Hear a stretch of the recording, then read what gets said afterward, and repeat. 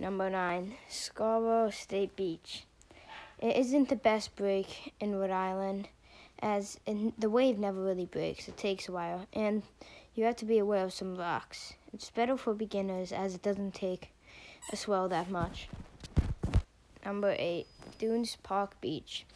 On the other side of Week Park/Fenway, Dunes Park Beach is a crumbling and on some swells barreling wave. It is also right next to Misquamicut.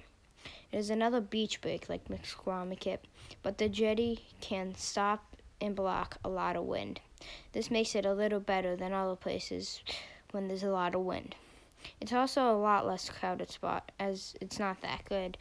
And also on low tide, there are usually only closeouts then. Number 7, Misquamicut. It's a decent-sized beach with many sandbars, and it's more of a barreling wave, but not wide or large barrels. It also isn't the best wave with wind, as it causes the wave to crumble.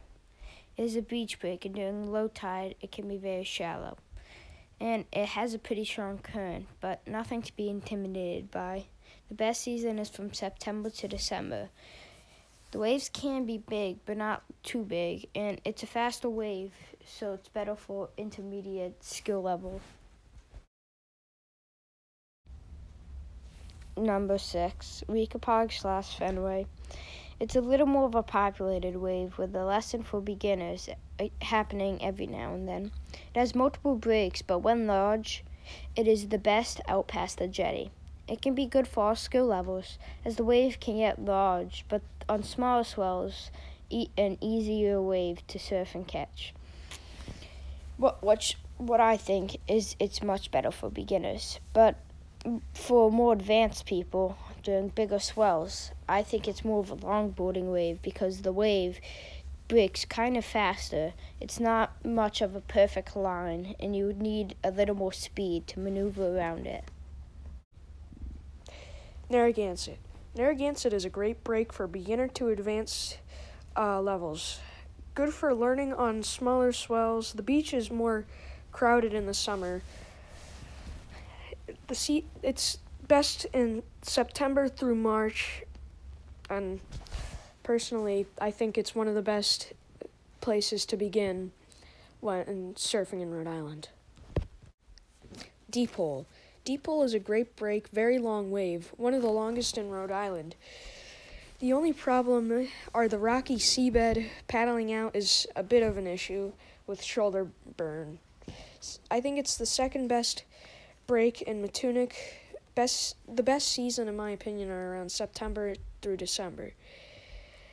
There's imitating locals, which is a problem. Larger crowds and clean waves. Ruggles.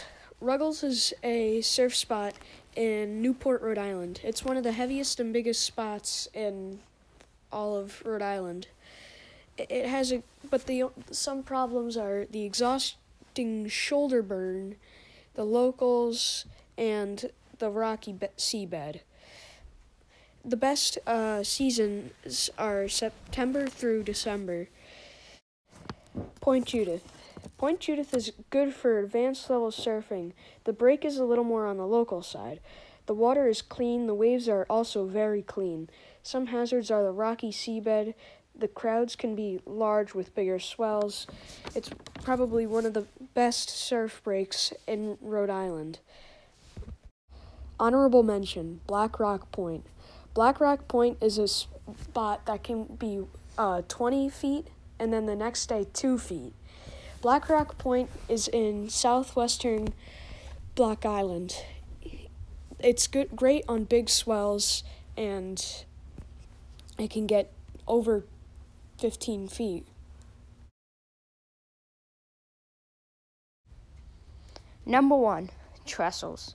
The main break and best break of Matunic, with its rocky bottom and some small stones sticking out, causes the use of some awareness. Probably the most local place in Rhode Island. Its name is from the wave in California called Trestles. Our Rhode Island version is called Trestles because it breaks the same way. It is a very long wave with both lefts and rights rideable. Not too tough of a paddle out, but can be exhausting getting caught inside. It gets crowded on large swells, and the water can also be very cold.